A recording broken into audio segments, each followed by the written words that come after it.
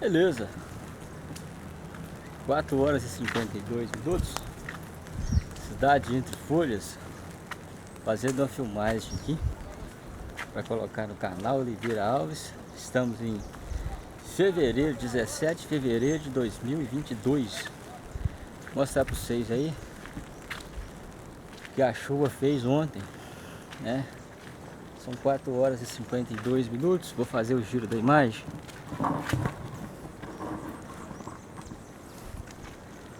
Vou mostrar para vocês aqui que a imagem, que a chuva fez com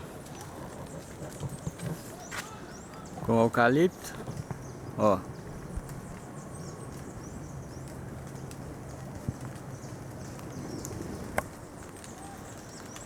Quebrou o eucalipto do meio, viu, gente? Olha. Quebrou o eucalipto no meio. Olha os pedaços do eucalipto aí do chão. Aí. A gente mostra aqui no canal, né? Ainda tá chovendo aqui Entre Folhas, dando aquela chuvinha de leve. Tô com o guarda-chuva aberto aqui.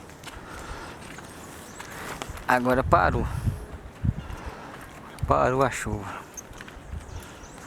O eucalipto todo tamanho. O vento ontem partiu ele no meio. Vou colocar aí no canal para todo mundo ver. Aí o que a chuva fez ontem com o eucalipto, ó. Cortou ele no meio. Tombou ele pra lá. Eucalipto grosso. Olha só pra vocês verem.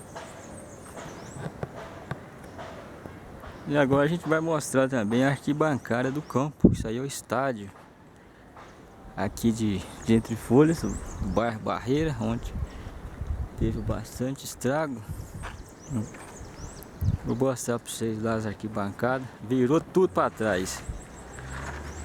O telhadinho da arquibancada virou tudo para trás.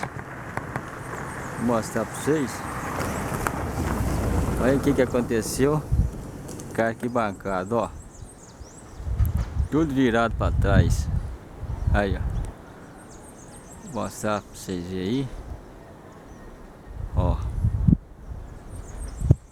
Esse aqui é o campo da Barreira, o nosso estádio.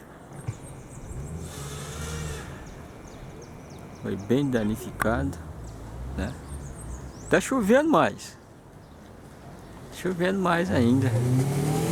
O estado da Barreira.